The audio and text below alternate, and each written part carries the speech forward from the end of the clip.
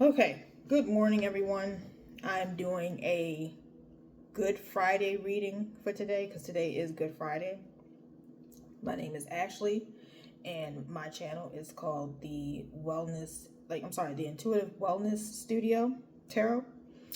And basically, today I just wanted to do a reading today because right now is a very, very holy, powerful time, very spiritual time right now. So I didn't do a reading for the full moon that happened on April 1st.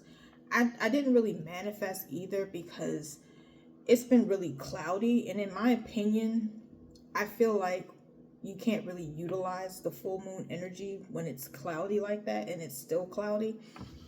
So I just said, you know what, maybe next time I'll try to manifest and do readings and things like that. But I just feel like this wasn't the time to really do anything with this particular full moon because I thought it was interesting how it was very cloudy. So to me, that's like a blockage, if you will. So I didn't think it was appropriate to really do any type of readings or manifesting because I didn't feel like the energy was high enough to really draw on it, if that makes sense. So there is a 4/4 portal tomorrow. I do plan on manifesting and doing a reading for that. Now, to me, 4/4 portal can represent finances because in my opinion, April and May is like a very major time to really manifest when it comes to finances and really focusing on that energy. I also feel like it's about pursuing your passions, like starting up a business or really going hard on your business, or maybe like focus on your career, or just focus on the passions in your life, like your hobbies. Like maybe you want to, get back into playing your instrument or being an artist, like painting or sculpting or whatever. So I just feel like right now is a really powerful time, and I really wanted to tap in and utilize these energies. Um, and then on top of that, you got Easter Sunday, Easter Monday. And I don't know if I said this earlier, but Passover started on April 1st as well. So right now we're going, Passover is happening. So it's just a very powerful time right now. Very, very powerful time. Um, so I'm going to pull some cards and I'm going to use the Biblical Tarot.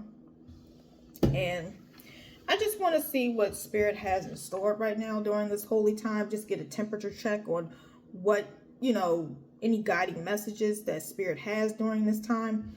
Like, I feel like right now is a really good time if you are on your spiritual journey and you want to like progress and grow in your spiritual journey. I feel like it is very important to really, like, I guess, educate yourself on certain things and certain like spiritual figures and things like that. Like right now, on Good Friday, this is basically the day where Jesus was sacrificed. So it was leading up to the sacrifice and him actually being sacrificed on Good Friday. This is where he was, laid to rest today. But I feel like today is a very like powerful day for spiritual people and Christians too, or just believers of Christ. Um, because I feel like his sacrifice was way more powerful than people realize.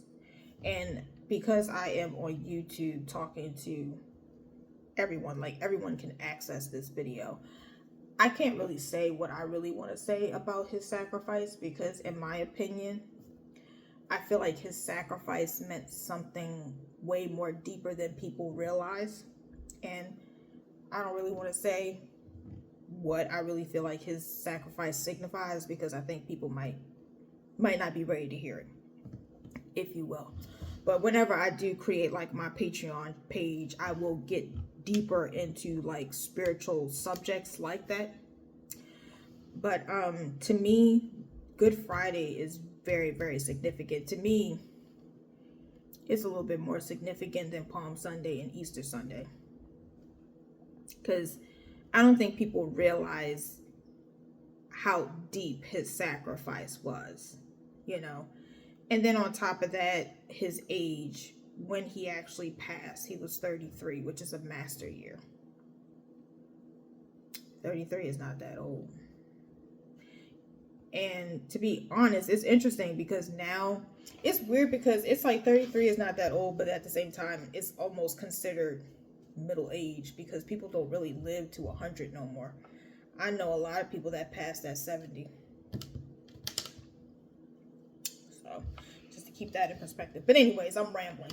So I just want to pull some cards today because, like I said, today is a very significant day. It's a very important, powerful day. And I find it interesting how on Good Friday, the next day is the 4/4 portal. Everything is connected. So Spirit, Holy Father, Holy Mother, I just want to get some clarifying messages on this Good Friday. Like, what do you want the collective to know at this time? I'm just going to pull 3 cards. The Power of 3. Interesting. Okay, we got 3. Thank you, Spirit. Ooh. And I am on my way to church. I don't know if I said that earlier, but after I'm done this, I'm about to go headed to church. First card that popped up is the Tower. The Tower of Babel. So everybody knows what the Tower of Babel is all about. If you don't know, then I will tell you. So basically, the story in the Bible, the Tower of Babel. And I just want to also say, because I do want to do a video on explaining to people what tarot is and how it's not bad like people say it is. So I just want to say, so this is one of the major arcana cards in the tarot deck. And the major arcana cards basically are just different stories in the Bible. Like, prime example, the Tower of Babel. And this is in every tarot deck, not just this one just because it says biblical tarot. They all have this card. That's what makes this as a traditional tarot deck. Like, people always say, oh, tarot is so bad, it's so evil. It's not, because literally all the major arcana cards are based on different stories in the Old Testament. All I can say is do your own research. Stop listening to other people tell you what is bad and what is good. Use your own discernment. Do your own research. Educate yourself. That's all I got to say. But anyway, so Tower of Babel, basically that story is all about how there was a city that basically built this huge tower. And I cannot remember the story all the way, but people that know the story knows that it was basically a defiance against God. And the tower basically crumbled because it was not built on a solid foundation. I know I'm paraphrasing, but if you know, you know. But I could probably see what it says in the book. It probably tells me even more. Oop, I passed it. Shoot. Here we go. Oh, it doesn't say. Damn. But anyways, you know. So I'm getting right now. And the Tower card also signifies Scorpio energy. So I kind of get something is like in your life, you thought it was a solid foundation, but it's crumbling. And people always think that tower moments are like a bad thing. It's actually a good thing. It's for your highest good. Basically, spirit is moving in to disrupt something because it's not for your highest good. You think it's good for you. You think it's for you, but it's not. So in the end, you will realize that this happened for a reason. And also, whenever this happens, it causes you to elevate and grow and change. It's a change that needs to be happened. So let's see what else is going on. Knight of Cups, which is young David. Now, Knight of Cups is water energy as well, just like the Tower representing Scorpio. Scorpio is a water sign. So Knight of Cups represents Pisces, Cancer, Scorpio. Now, Knight of Cups can represent different things. It can represent like a love offer, but it's not like a serious, like Knight of Cups could represent like taking you out on a date or saying, hey, you want to be my girlfriend or boyfriend, whatever. It also represents maybe an apology as well. But I'm also getting that this offer, whatever it could be, is coming in a little quick because knights ride horses. So, and I also feel like, you know, when it comes to a knight is basically a fighter, a soldier. So I feel like if this is a love situation, someone is ready to come in and either fix things. I heard fix things. So there could have been like a breakup, a tower moment between you with a love situation. And I feel like, because this could be a male energy. Now I'm not sure what the situation is. You could be a man or a woman. No judgments here. But I feel like someone is coming in with some type of love offer or an apology. But I'm going to read what it says. It says, whenever the spirit from God came on Saul, David would take up his lyre. I think that's how it is. That's how you say it. Lyre, and play. This is this little instrument. It looks like a harp, but I think it's smaller than a harp. So I think it's called a lyre. Right? I don't know. And then relief would come to Saul. He would feel better and the evil spirit would leave him. It says 1 Samuel 16:23. That's an interesting scripture. So I'm kind of getting with that is, like I said, somebody is coming in to make things better between you two. Now, because this is giving off a little bit of like immature or young, playful energy, I don't know if this is solid. Like that could be the reason why you guys keep having tower moments, is because this person is not mature enough or not looking at this in a serious manner. They keep coming in like with a playful energy, and you don't need playful, you need serious. Which is interesting how I just said that, because Ten of Pentacles is the next card.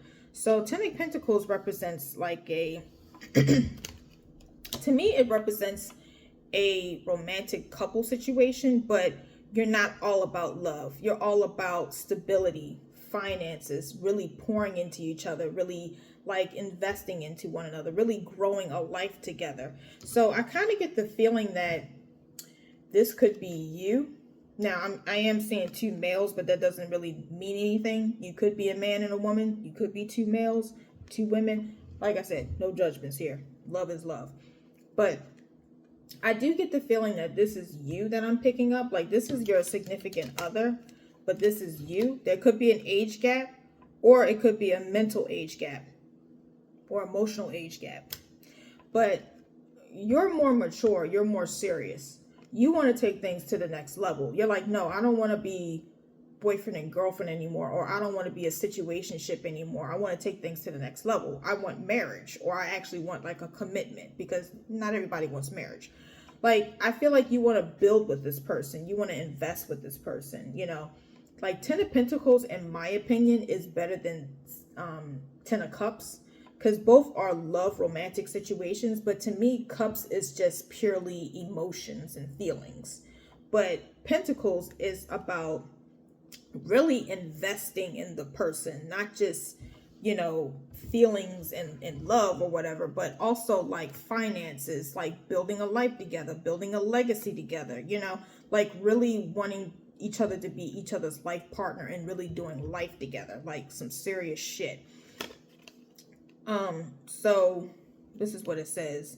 God's promise to Abraham: all the land that you see, I will give to you and your offspring forever. See, Genesis 13:15. See, you're looking at the long term. You're looking at the end goal. You're looking at the future. This person is very short term. You're very long term. Now, it's interesting because both these people have kind of like their backs turned to each other. Like, this is how it is. But when I look at it, but I know with the way you guys are looking at it, it's like this. But I'm getting that you guys kind of have each other, you know, your backs to each other, because you're not on this. I'm getting you're not on the same page. That's what I'm hearing.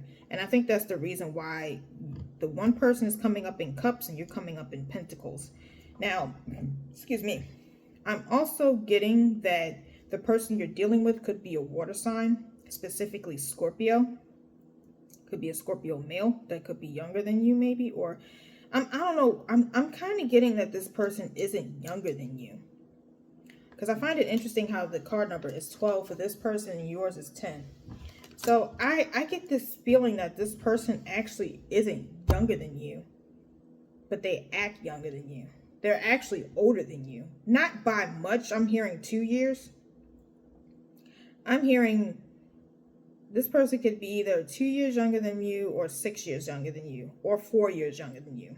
I mean, I'm sorry, not younger, older. This person could be 2 or 4 or 6 years older than you, but they act so much younger than you. You act so much more mature than this person, to the point where it's like this person is like like a teenager and you're like a senior citizen. Like, it's like y'all not even, it's like y'all are just so way off. But I'm just trying to figure out what exactly is the overall message, because I'm just picking up your energy. I wonder what Spirit has in store, because I see that this, even though now in the typical tarot deck, 10 of Pentacles has a family on it. This person's by themselves. So I'm kind of picking up that Spirit wants you to leave this person alone. That's what I'm kind of picking up. But let's see. Because you're by yourself. It's like you're just better off just being by yourself and single. Let's see. The Hermit. I don't know if all this is necessary, but let's see. I don't want to make this too long. Let me hurry up. So clarifying the Tower is 7 of grain, 7 of Pentacles, more earth energy. And I'm sorry, I didn't really finish my point. The person you're dealing with could be a water sign, specifically Scorpio, and you could be an earth sign, which is Virgo, Taurus, Capricorn. I'm actually getting more Capricorn energy with you if you are an earth sign. But anyways, so we got the 7 of Pentacles with this, which is the parable of the sower. It says, still other seed fell on good soil, where it is produced a crop. 160 or 30 times was sown. I don't know if I said that right, but yeah. Matthew 13:8. 7 of Pentacles. So 7 of Pentacles is all about investing in yourself, you know, making your seed grow. Like, basically 7 of Pentacles is basically planting the seed and seeing it grow. Like, you're the one that's doing all the work. You're investing, you're pouring into yourself. And it doesn't even always have to be financial. It can be spiritual, emotional, like you just doing the actual work and you're doing it by yourself, for yourself. And then the next card is we got Temperance, which is interesting because I think this is representing the story that's going on today. Temperance, it says Mary and Martha, and I'm pretty sure there's Jesus in there. So Temperance can represent patience.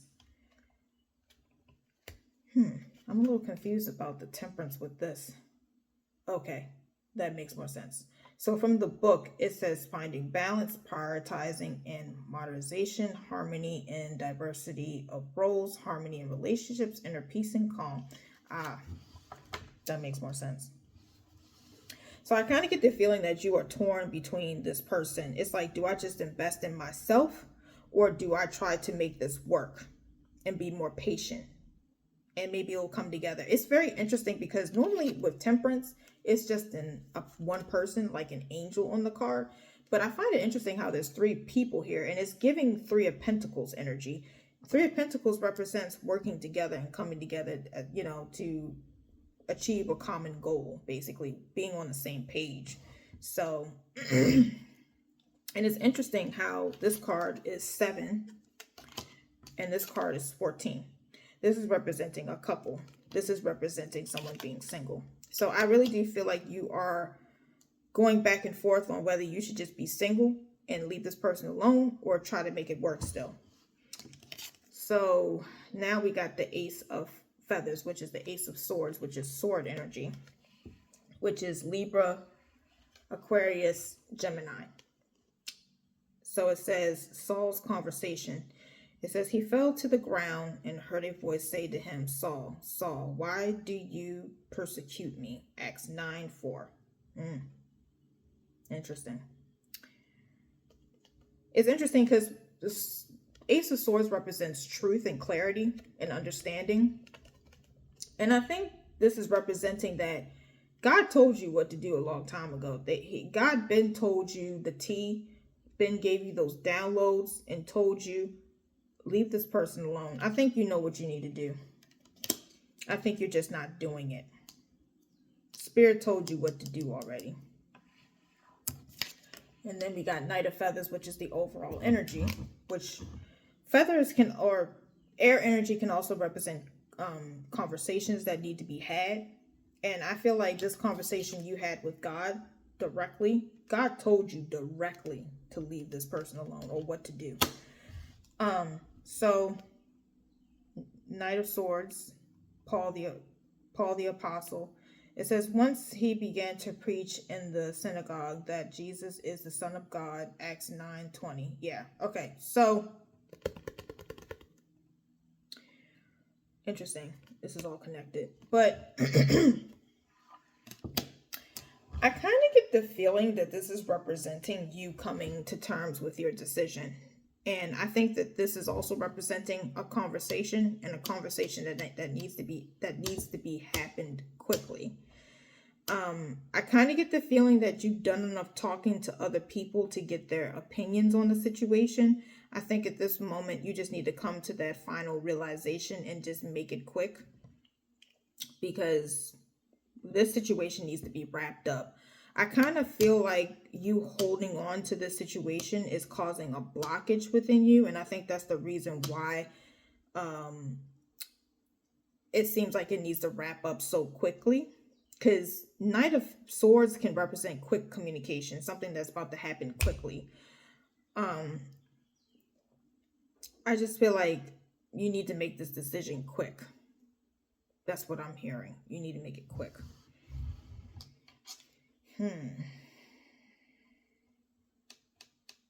It's interesting because I do see that you are going to make the decision, but I feel like you're not going to like the decision at the moment. But I feel like in the end, you will understand that it was for your highest good. It was for your best interest. So I feel like this is one of the reasons why people don't like to be single. I think that's why sometimes people like to be serial daters, because when you are truly by yourself, that's when you have to deal with a lot of different things that you didn't want to deal with when you were dealing with someone. Because sometimes being in a relationship or dealing with someone can be a distraction. It can be a distraction from you doing that inner work, you know. And in the spiritual community, we call like doing the healing work or the inner work, the deep work that people try to ignore, shadow work. And I feel like once you become single and you stay single for a moment, that's when the shadow work will start to come in and overtake you. And I feel like when you get to that point of it starting to happen, you're going to get into this hermit mode, which is John the Baptist, which is Virgo energy. This is like deep spiritual, hibernation and getting, doing the inner work. Let me tell you something. Not spiritual. Shadow work is hard. Shadow work is not for the weak. But I feel like the more you do shadow work, the easier it gets, to the point where it's like second nature. But I do feel like in the beginning, it's exceptionally hard.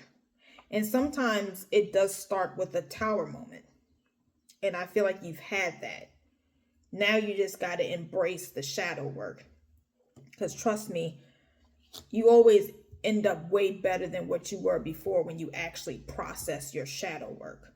So I'm really hearing Spirit say, don't And it's funny because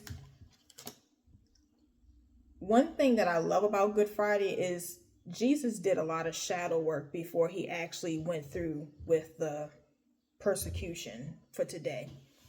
Jesus did a lot of shadow work. And I don't even think his disciples really understood that or knew that. And I feel like even when he was going through persecution, that was a form of his shadow work. He had to face his destiny, basically. And in a way, that's what shadow work is. It's facing your destiny, facing, the path that you truly need to go on, especially your spiritual path. Because Jesus could have easily stopped everything, but he kept going, even though it was hard as hell. And that's what shadow work is. So you will be looking a little rough, but in the end, you will come out bigger and better, which is what happened to him on Easter Sunday. And then the extra message is basically Queen of Feathers. So I feel like by you going through this shadow work, it is going to make you bigger and better. Queen of Swords. Now, I know sometimes people think Queen of Swords is like a bitch or she's real stuck up or whatever. No, Queen of Swords is smart. She's strategic. She don't let people play in her motherfucking face, okay? I feel like ever since I've done a lot of shadow work, especially when it comes to love, it has put me in Queen of Swords energy. It makes me smart. It makes me think. It makes me logical. Because when you are dealing with matters of love, you got to be logical. You cannot be in a fairy tale land. And I feel like that's one of the reasons why dating is such trash, because everybody has a fairy tale mentality. This is real life. This is not no damn fairy tale. This is not no damn Disney movie where you're going to meet Prince Charming and he's just going to sweep you off your feet and just you're going to ride off into the sunset and you can just be a princess for the rest of your life. That's not real fucking life. We got bills. We got real life issues. It ain't all that glittery, glitzy fairy tale shit. That's just not real life. And I feel like once you go through this shadow work, it's going to make you sharper. It's going to make you sharper. You're going to be able to point out the bullshit right off the bat. Like, I'm at a point now where I can just look at a man and be like, he can't do nothing for me. Or he a good time, but that's about it. Sometimes you can just look. Like when you've done all that shadow work and your intuition is really, really in tune and sharp, you can just look at motherfuckers and be like, no, I'm good. I'm good. I'm all right. So that is the reading for today. I will be doing a Easter Sunday reading and a 4/4 portal reading tomorrow. And when it becomes Taurus season, which will start this month, I can't remember the date, I will be doing financial career readings for the whole Taurus season. I'm going to do it for all the zodiac signs. So I'm going to start with Aries first, because I'm going to follow the spiritual calendar, not the regular secular calendar, I guess. So I'm going to go from there, and I hope you guys have a good Friday, a good Easter Sunday or Easter holiday. Just have a great weekend, and I'll see you later.